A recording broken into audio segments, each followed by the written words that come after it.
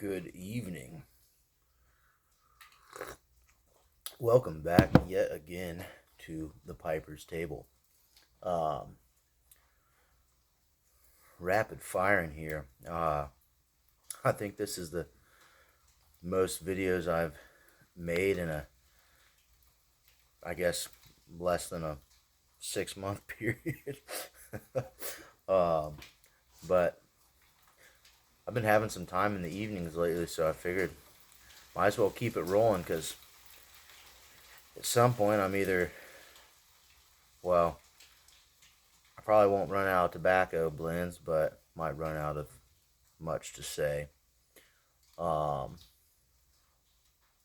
anyways, doing something a little different out here. Drinking some tea tonight. I do have a early start with a pretty it's going to be a busy day. Tomorrow's workload is going to be a big one. I got to get up early, so I figure, maybe I won't have coffee at 8 o'clock at night or whatever time it is right now, but yeah, a little bit of tea, some cinnamon apple tea. I'm not really much of a tea drinker, definitely a coffee and a beer drinker, but it's pretty nice every once in a while, and I haven't had tea with tobacco in quite a while, so I thought it might pair kind of nicely with some Haunted Bookshop. So that's what I'm smoking tonight, and I made a video about it, I don't know, a week or so ago. But I kind of just talked about the tobacco itself, and kind of ran out of time, was cut short when I lit my pipe, and I didn't really get to talk much about the tobacco once you started smoking it. So I figured tonight I'd go ahead and kind of get into that a little bit, and I'm pretty excited about this. This is another new pipe that I just picked up this weekend. I just thought it was beautiful. Really cool shape. The bowl is pretty bulbous. Really dug the shape of this pipe, and I don't know how well you can see, but it's got a really dark black stain, and it's rusticated, and it's kind of like radiating out. But then up here is the natural wood that's polished, and it comes down a little bit. And it's got a really wide, kind of squared stem with a squared mouthpiece, so I thought that was pretty cool. It's a Capri is the name. Completely unfamiliar, never had one, never heard of it. It was a basket pipe. I bought it off the shelf it was like $50. I think it was like 48 something. So $50. And I've been really into these softy bits on my pipes lately, especially when I'm buying brand new. I wasn't crazy about how they looked on there at first. I was like, it kind of takes away from the aesthetic of the pipe. But if you want your pipe stems to last even longer and not get all marred up, this is a great way to protect them. And honestly, especially on these bent pipes, it kind of helps me have a drier smoke. I find that I'm not as wet of a smoker because it makes it easier to clench. So I don't have to think about it as much. It's you don't have to bite down as much, so you tend to salivate less. That's what I'm trying to say, or at least I do. That's been my experience. If you've never used them, give it a try. They're pretty cheap. You can get a 2-pack of them for literally, I think, $2. And they're really nice when you're out in a workshop or working. It helps you really keep it hands-free and clench. And even on a straight pipe, or if you got a pipe that's a little bit heftier, got a little bit of grip right there on your teeth, really makes a big difference. But yeah, anyway, so new Capri pipe. We'll see how it smokes.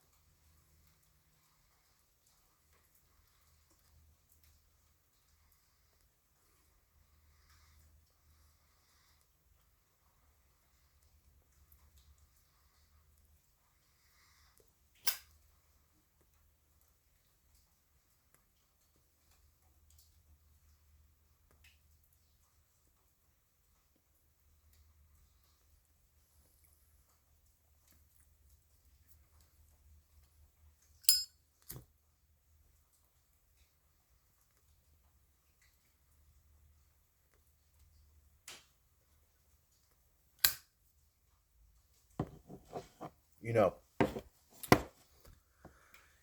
it bends down so much and it's so squat and bulbous, it almost kind of reminds me of a Paul shape. It's almost there.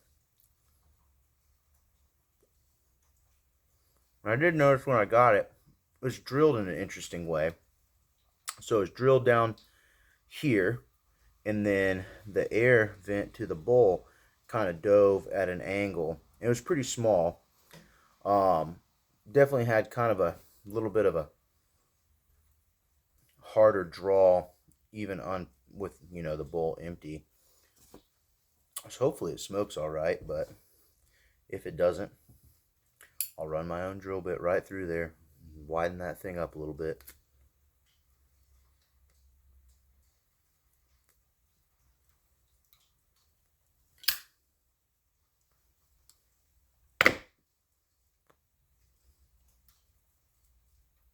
Now we're getting somewhere. Forgot my pipe tamp inside.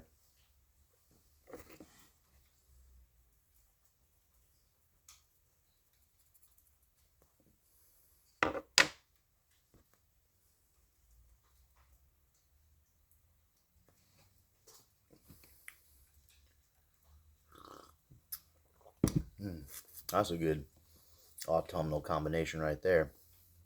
So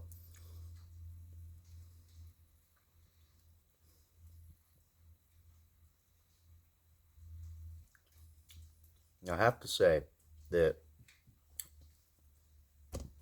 when I got this tin of haunted bookshop here, there's a brick and mortar that's close to me, and I would feel extremely glad, but he does this strange thing. He's got a big, beautiful, like 2-gallon size jars, classic tobacco shop jars with all the Sutliff bulk blends in it. He's got like 30 some of them, but he only sells it in 2-ounce packages, and he pre-weighs and puts the tobacco in these kind of like Captain Black style pouches and sets them on a shelf, and he doesn't seal them. So I bought like $50 worth of tobacco a few months ago, and it was all stale, every single one of them, bone dry. And part of me wanted to go back and have a fit over it, but he's a nice old man, and he doesn't even smoke, which kind of funny to have a tobacco shop if you don't even smoke. He's never smoked a pipe or a cigar in his life. He said he smoked cigarettes and quit those like 25 plus years ago. So I guess if you don't know, you don't know, but crazy, right? And I've been torn between being honest with him and it maybe being rude, but ultimately being helpful, or just not worrying about it and keeping my mouth shut. But anyways, this was like one of the few. He doesn't have a lot of tins in there, but he had this sealed, and I'd been in there 3 times for the softy bites and pipe cleaners and other stuff like that. I took a buddy in there to get a Savinelli pipe, and passed it up the first 2 times, and third time I was like, you know what? I'm leaving with it. 3 times and it's still there.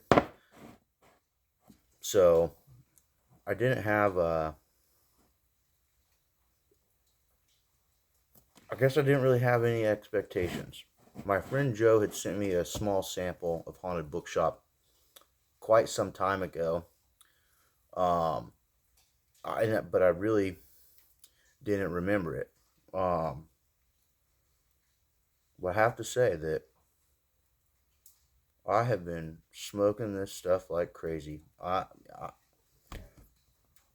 might even really mean it when I say that this has become my favorite tobacco of all time. Um, I have my favorite, some favorite English blends that I like more than a lot of other tobaccos. Um, but man, this one has really been doing it for me. Everything about it. It's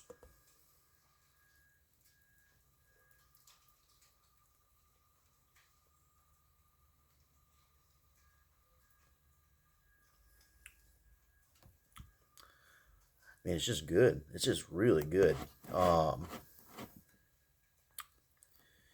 and it's so well named.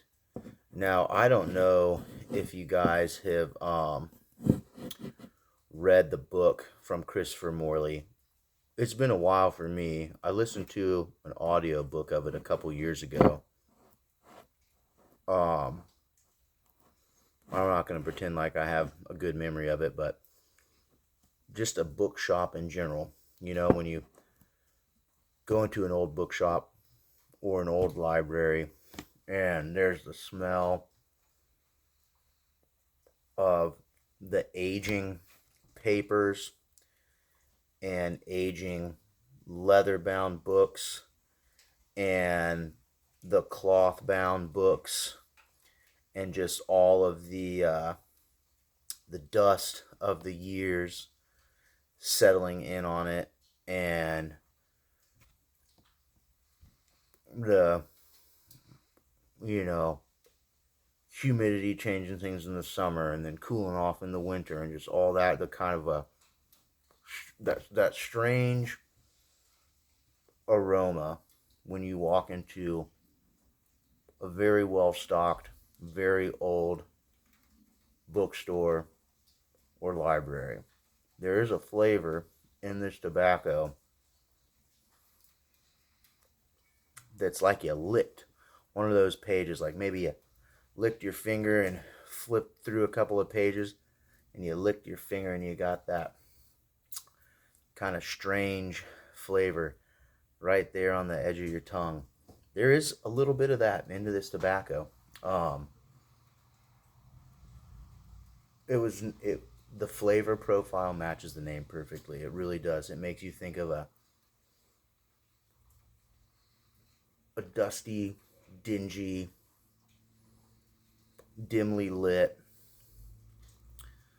place where, but there's just like, when you go into those places, there is kind of a suspenseful feeling, like just surrounded by all this knowledge and all these stories and all this kind of stuff, in the energy of people who wrote the books, who edited the books, who published the books, who printed the books. There's a lot of energy. It's a slow art, It's not like the World Wide Web where, oh, I need some information. Oh, this information, and it goes on to another one, and it basically is ADD inducing, because by the time you get down to what you were wanting to read, you've been bombarded with 1,000 little pictures and snippets and flashing lights and all that. Not with a book. If you want to find out what's in that book, you have to take your time. You got to sit down and read it, and you have to think about what you're reading and digest the words and let the story settle in and all the details, and it kind of takes you on this journey.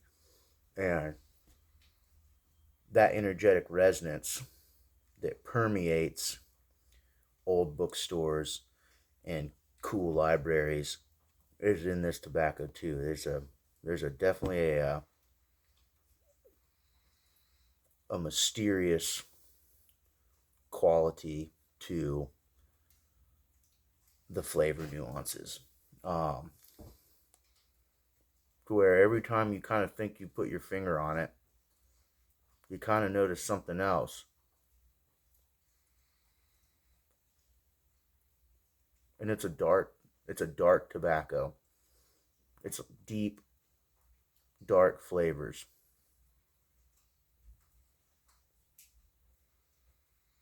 And it's a burly, Virginia with a touch of Perique. It's a burley base.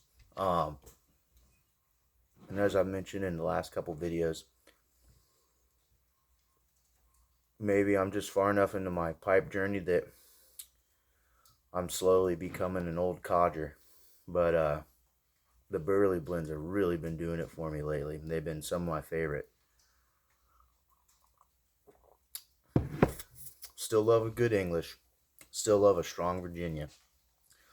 But something about a burley base blend or a burley blend just really has been doing it for me, especially with this cooler weather.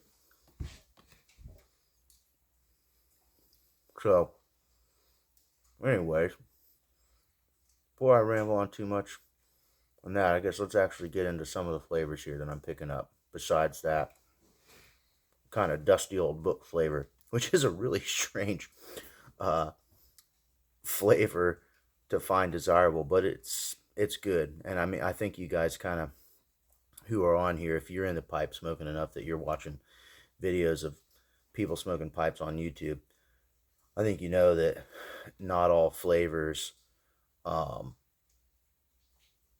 are necessarily something that you'd want to eat, I guess.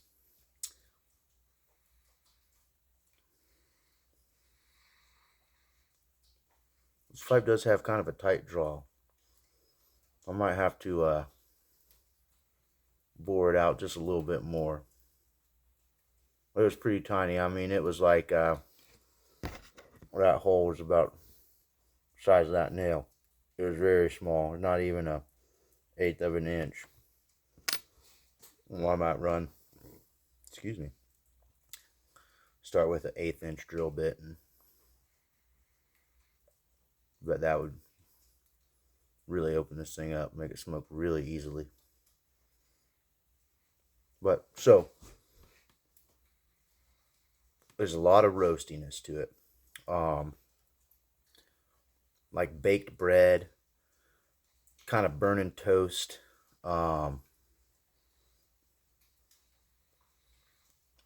damp wood going onto a fire, those kind of smells.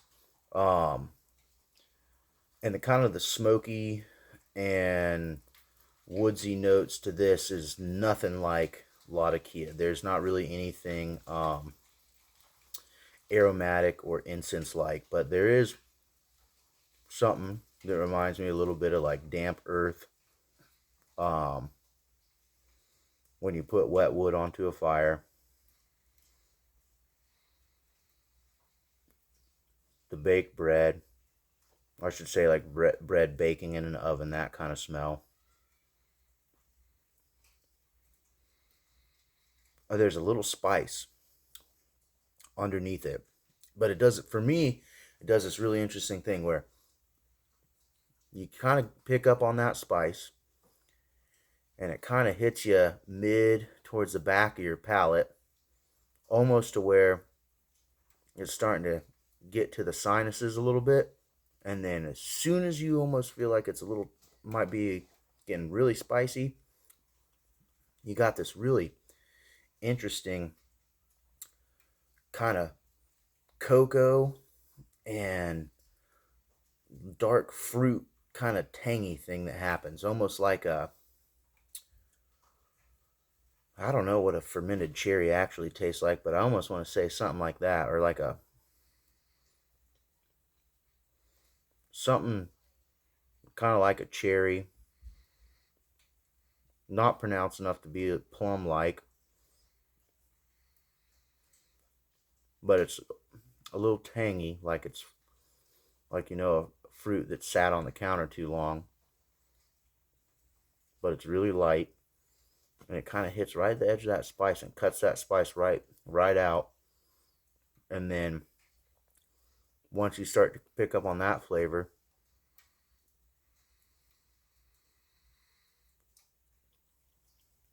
the retrohale just has this nice light kind of malty, slightly sweet kind of Virginia note.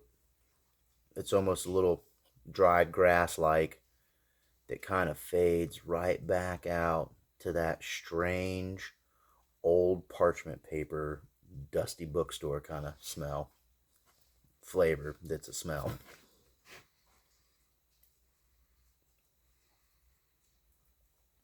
Yeah,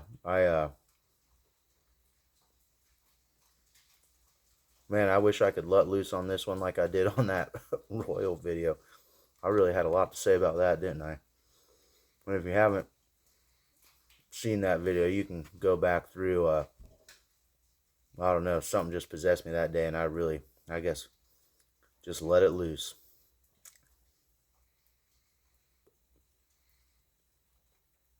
But this is a delicious tobacco. It's wonderful. It's I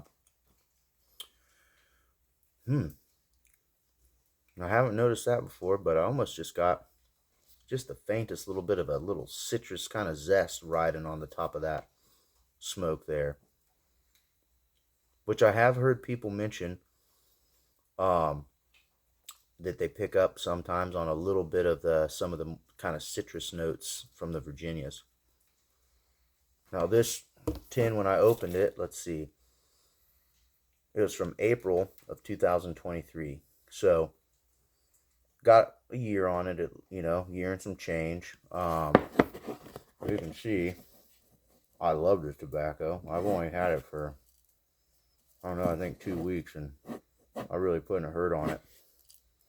Probably smoked a good 4 or 5 ounces of it anyways. But it's great. I've heard that this one ages really well. So I picked up a couple of extra tins of it to age. I think one I'll keep in the tin on, just not open it for a couple years maybe.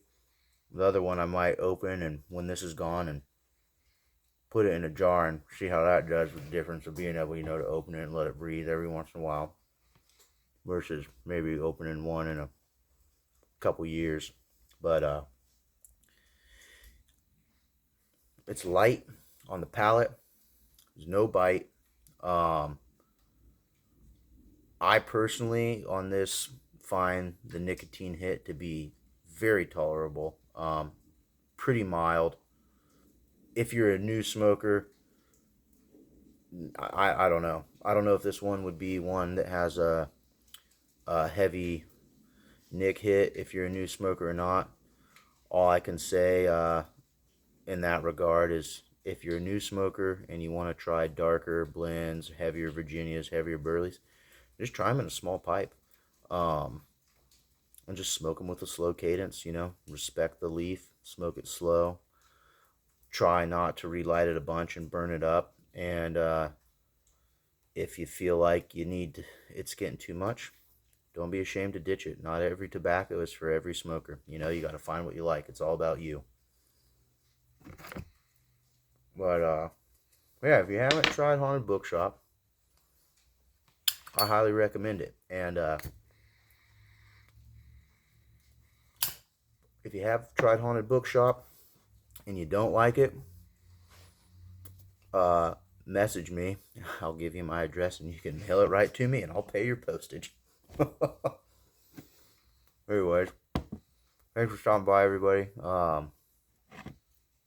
I've been having a lot of fun getting back into making these videos and catching up with everybody, and being able to have a correspondence with some new folks out there. But we can't let pipe smoking fade out. We gotta keep it alive, bring it back. And with this new age of technology making a bunch of old things obsolete, let's use it against them, because that's kind of funny, right? You can use this technology to share pipes and good tobaccos and talk about fun stuff. Hope you have a good evening, and I feel pretty good about saying right now, I'll see you sooner than later.